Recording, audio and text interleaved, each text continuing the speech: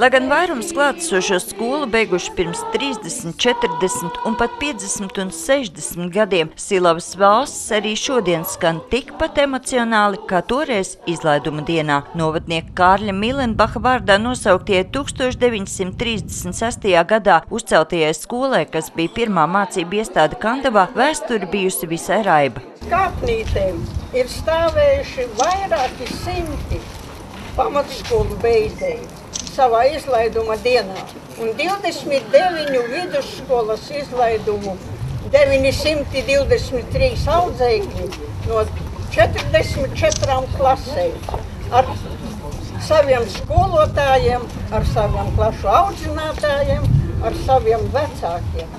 Pēc jaunās skolas ēkas uzcelšanas to ilgus gadus grauza laika zobs, bet ienākot Eiropas finansējumam, ēka atjaunot. Šodien tajā darbojas dažādas iestādes, bet tās absolventiem tā joprojām ir viņu mīļā Gaismas pils. Man jau liekas, ka šitā skola kalnā, kāda mums te bija, mums izskatās tāda īsta skola, man liekas tā. Ēka ir arhitektūras piemineklis un tā iekļauta Eiropas kultūras mantojuma 100 aizsargājamo objektu sarakstā, bet ilgadējai skolotājai radās doma, ka vēstures saglabāšanai ar to vien ir par maz. Sāka remonts, un tad man nobrieda galīgi tā doma, ka kaut kas ir jādara, ka jāparāda gods šai skolai, šai ēkai, un jānodod nākošām paudzēm, zina, ka tā ir tomēr skolas ēka, nevis kaut kāda cita.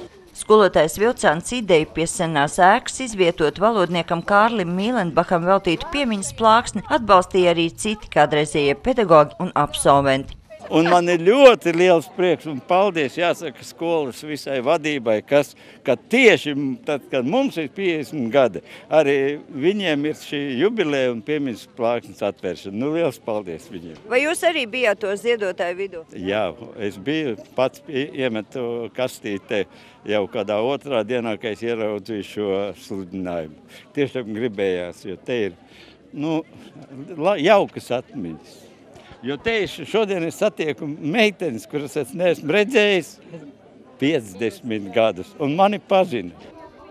Kādreizējie skolēni un skolotāji kopīgiem spēkiem savākuši piemiņas plāksnes izgatavošanai nepieciešamos 600 latus, un turpmāk tā ikvienam atgādinās, ka nevis reiz šeit bija skola, bet šī ēka bija Kārļa Milenbacha vārdā nosauktā skola.